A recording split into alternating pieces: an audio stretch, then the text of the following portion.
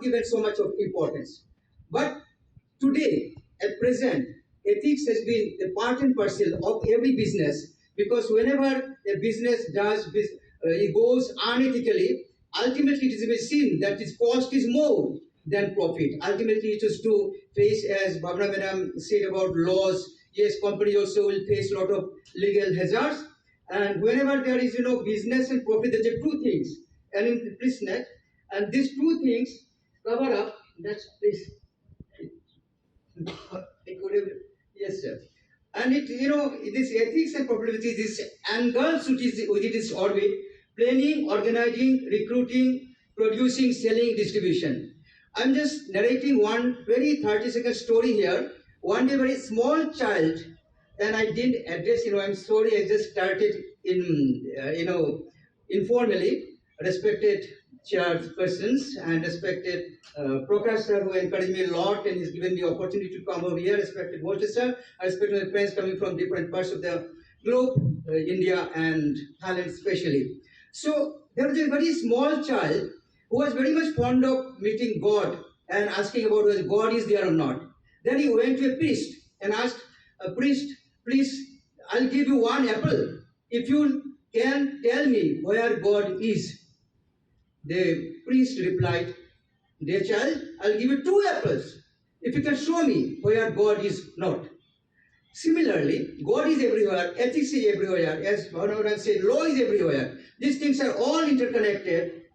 So in business also there is ethics, and ethics are not connected with very much with any religion, but these are the essence of all the religions put together. Because just as God was there before religions were discovered or religions were created or religions were systematically brought to this world, earlier also God was there. Similarly, ethics was there, which is very much common in every. Please, sir, please.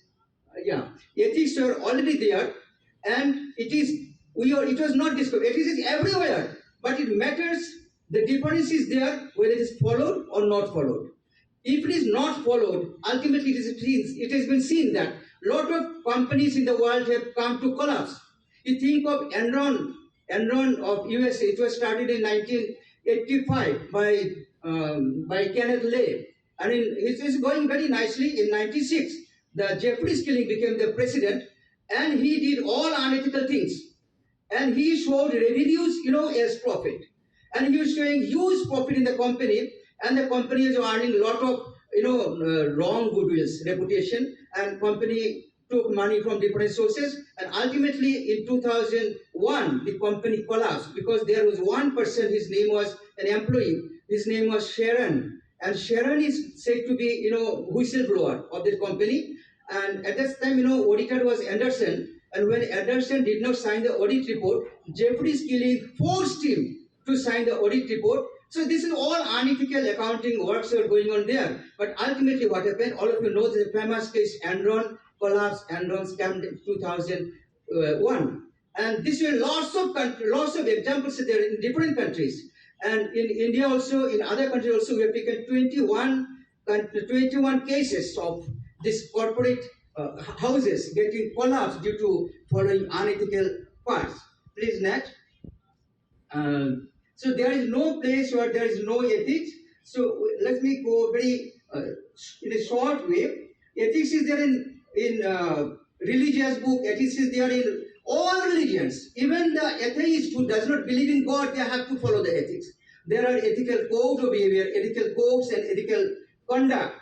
So we are having the objectives. Objectives are there two parts of the objectives. One is to study the business ethics with reference to profitability as a global perspective. Nice. And we have four, secondary objects: to know whether business ethics increases profitability of an organization, to know whether business ethics increases brand image of the company, to know whether doing business ethically makes for better business, and to know whether businesses which are run unethically do ultimately collapse or not. We've even collected some primary data also. Sir, you can go a bit fast, no problem. I'm not taking much time in every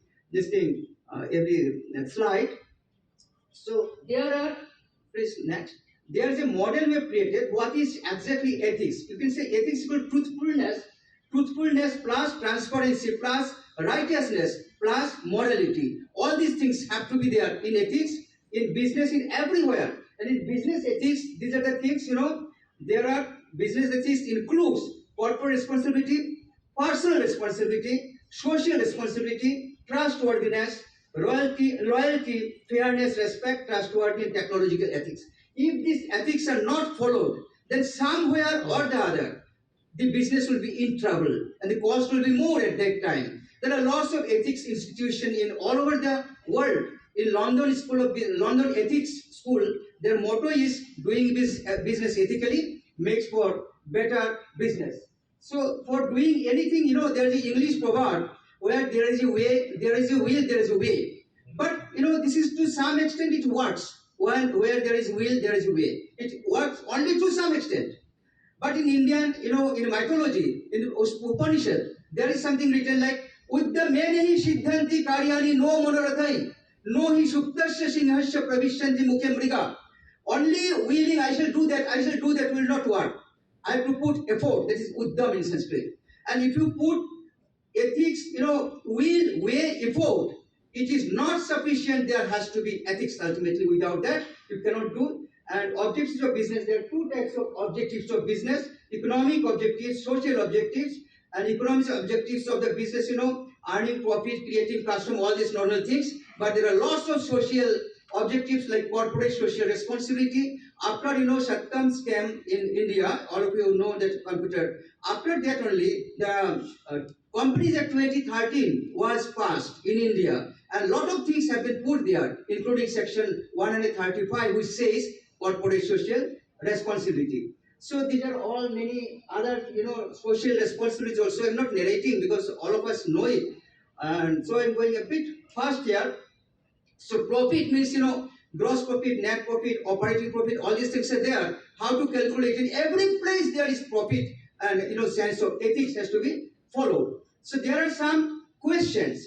If you strike a balance between ethics and profit, is there any balance? That's a question. If it is 50% ethics, 50% unethics, or 10% ethics, or 90%, what exactly what? Can there be any balancing like that? The question is, this remains a question. We know ethics should be followed, but still we cannot follow certain things. Because sometimes following ethics is very costly also. But if you do not follow ethics, one day, ultimately nature will take care of it, and ultimately you have to suffer from that.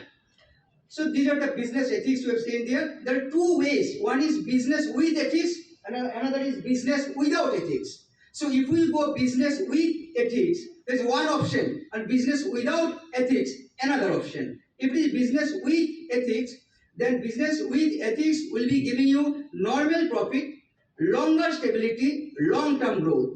And business without ethics will give you abnormal profit, maybe windfall profit, but shorter stability, short-term growth. So these are the things coming up, and one of my professors told me that in business, in everywhere, you can befool some people for all time. You can befool all people for some time, but you cannot befool all people for all time. So this is equally applicable here also. Profit should be earned according to within ethical background. So that's why in every country, there are ethical code, ethical conduct. These are there. And here I have just 2 minutes. I complete this portion, and I will be talking 2-3 minutes. See, we have studied 21 companies of different countries, starting from 14th century and coming to this 2023. We have seen these companies have collapsed. So please, these companies, I'll be showing 2-3 companies here only. So you can go fast, no problem, because I'll be going very fast.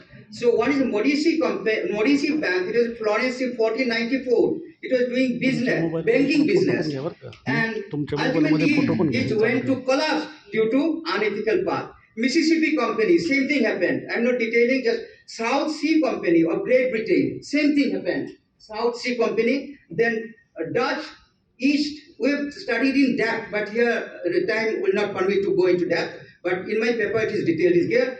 Dutch East India Company is in Batavian Republic. The same thing happened. Then Allied Crude Vegetable Oil. These people are, selling vegetable oil, But they announced in the advertisement that we are oil producers and oil sellers. There are tanks of water, and in the flavor was in the upper side oil. And there's a contract. Ultimately, it came to light. Some was there, whistleblower. And ultimately, it collapsed.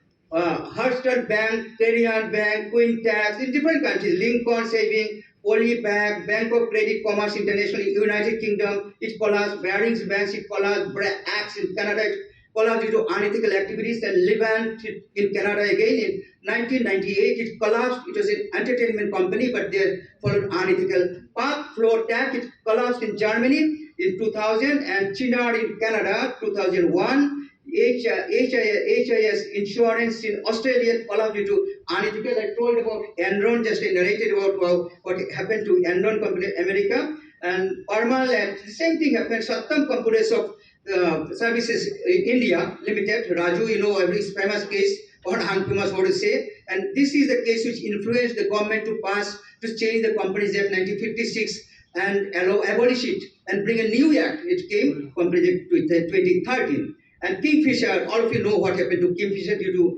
unethical path. And code of ethics and code of conduct, I have discussed it to little extent what is code of ethics. If code of ethics and code of conduct are put together, it's a very